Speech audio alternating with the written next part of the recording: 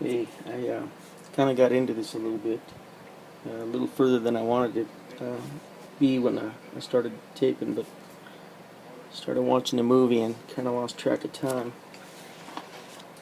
But anyway, I'm not really sure what I wanted to talk about. But anyway, what I'm working on the main character from the history TV show Vikings. Um, I've never seen it, but Ernie Seiss,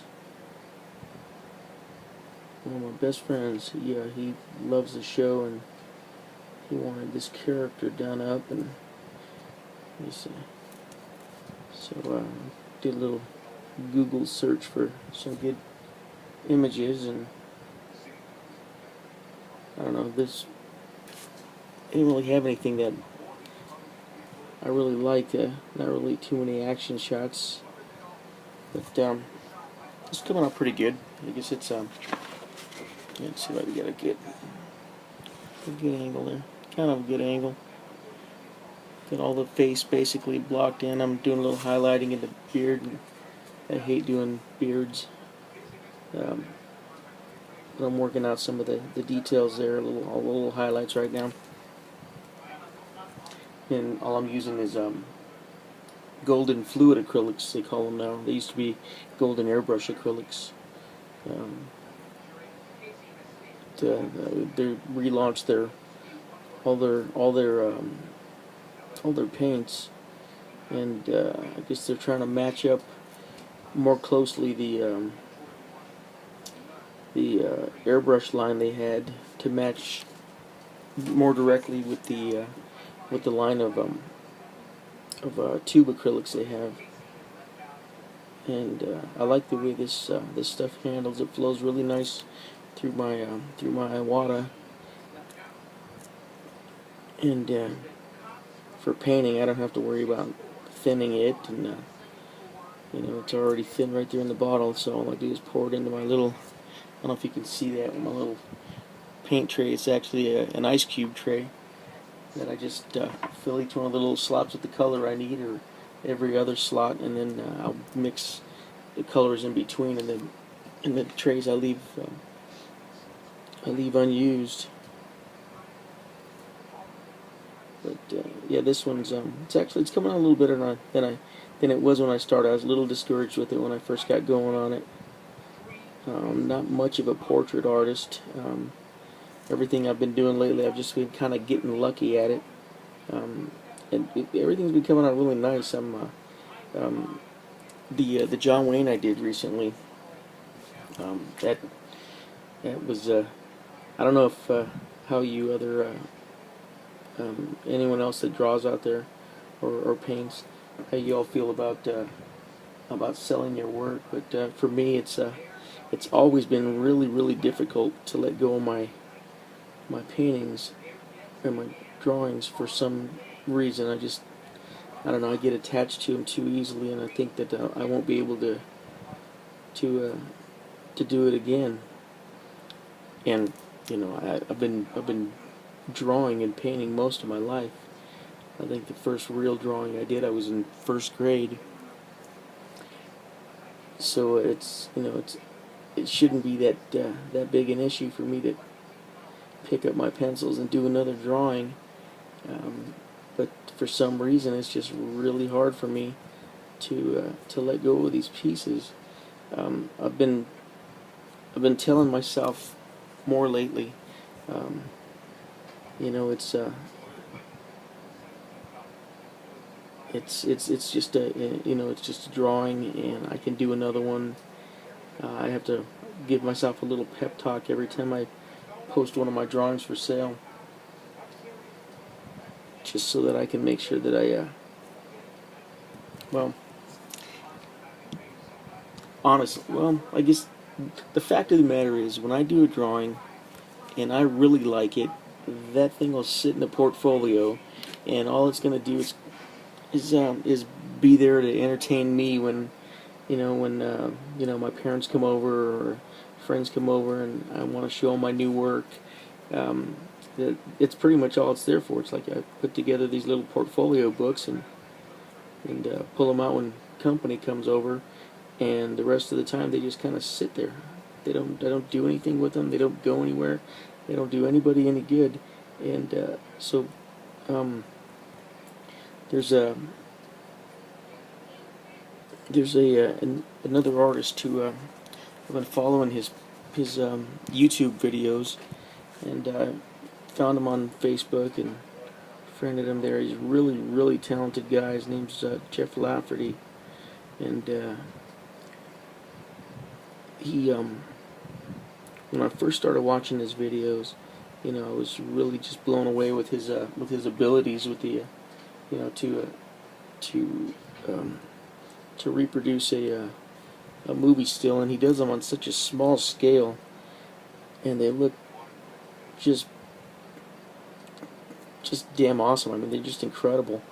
The stuff he puts together, it's just a dead-on rendition of whoever he's painting, and he does these things he's doing them like the ones when I first started watching them. He was doing sketch cards, so like 2.5 by 3.5 inch, and doing a portrait of one of my favorite ones he did was a portrait of Russell Crowe in Gladiator, and oh my God, I was just dumbfounded when I saw that thing. It was just an incredible likeness on such a small scale. For me, that's always harder to do. When I get a little bit larger, it's always easier for me to capture the likeness a little bit better if I don't get carried away and overdo it with the highlights like I'm doing right now. But anyway, I got myself off track there. What I was saying, well, one of the comments that Jeff made during one of his videos was that it's just a drawing, and he can always do it again because that's what he does. And it took me that little, almost like a smack in the head with a frying pan to realize that it's just a drawing. I can do this again. This is what I do. I do this every day. As much time and effort as I put into one piece, I get a little too attached, almost like I'm selling one of my babies or my soul or something, just something totally ridiculous like that. And it's not that. It's a painting that I put together. Yeah, I put some time into it, and I've been doing this an awfully long time to build up the technique and the ability to do it. But it's what I need to learn not to attach myself too much to these pieces. So these pieces that I post here on Facebook, and I really want to venture further out than Facebook with it. I'd love to set up I've got an eBay account, and I'd love to get that rocking with some pieces and see what happens there. But I'm really happy that there's such an interest in the work that I'm doing right now, and that I'm able to share the the gifts that I've been given to be able to do this with all of you. And of course, I always want to thank you, all of you that picked up a piece or two of my artwork for your own your own enjoyment, and I hope you're enjoying it, because I really do get a kick out of drawing these things.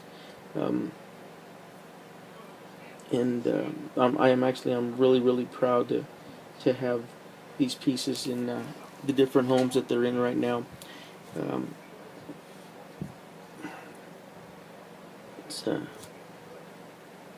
don't know, maybe I'll talk a little bit about what I'm doing here.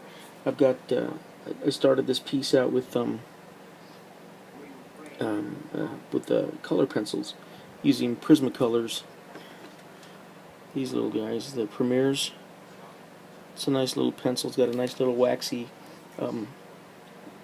texture to it, so I can get some pretty nice darks going on this gray paper, this mid-tone, and then I use the Prismacolor whites as well, and those are just they're pretty darn bright. So, but when I need to get in and I need to get really bright, I break out the acrylics, the paints, and these fine point paintbrushes here, and I just go through and I render all my highlights just one little dot at a time, one little line at a time, using my reference piece, just following it as closely as possible, so that I don't overdo it or underdo it, or I try not to make up anything when I'm doing a piece based on an actual person. When you start doing that, you tend to distort their image, and it doesn't really look like them anymore. And it's just, one of those, I guess one of the basic rules in drawing is to, when you're painting from reference or drawing from reference, is to draw what you're looking at, draw what you see and not what you know. And I think that was when I used to, back in my early art career, which was mainly airbrushing, that was my biggest problem. Was I knew so much about what I was looking at that I knew that I wanted different, I'd put in my own shadows and my own highlights, and I'd totally destroy a piece because I wasn't really paying attention to what I was doing, or I thought I knew better than the photographer that took the picture, or the people that actually study light sources and directions and filtering, and just to give you a nice balanced image. So the closer you follow your reference, I find the more pleasing the end result is. I guess it's got more of that. It's got more of that. Well, it's got an artistic feel to it, but it's also got a more realistic feel to it. And if you stray too far from your image, and you're really going to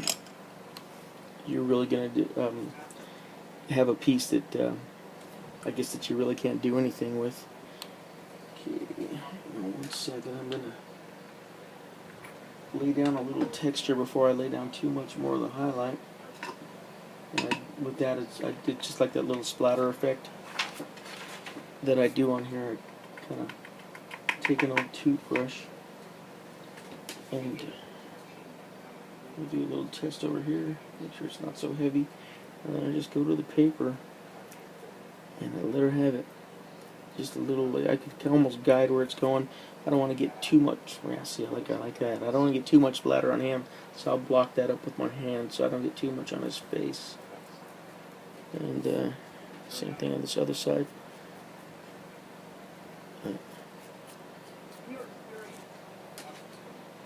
See, like that, I don't like. So for that, I do this. Just an old washcloth that I have, and I blot it. Now what I'll end up doing is, to fix that, to take a little bit of that away, is I'll just, here, I'll lay a little more texture. I'm going to put some white splatter in the background as well. But I'll get this because I want this texture to go throughout the clothes. Maybe a little bit more on that. I could use a little bit more on the face. And that's about it with that. Normally I would hit this with a blow dryer, but I think I'm going to let this air dry. And so I'll give you a little example of what we got going on there. Boy, I really need to, let's see. I think that's a little bit better. Yeah. Anyway, that's where we are right now, and I'm going to finish this up a little bit later on, I guess. When it dries, I'm going to take a little bit of a break, maybe get some sleep. I guess it's pretty early in the morning right now. What are we looking at? Oh my God, it's almost 3 o'clock. I should probably go to sleep. Anyway, thanks for letting me talk to you for a little bit, and I will do this again later.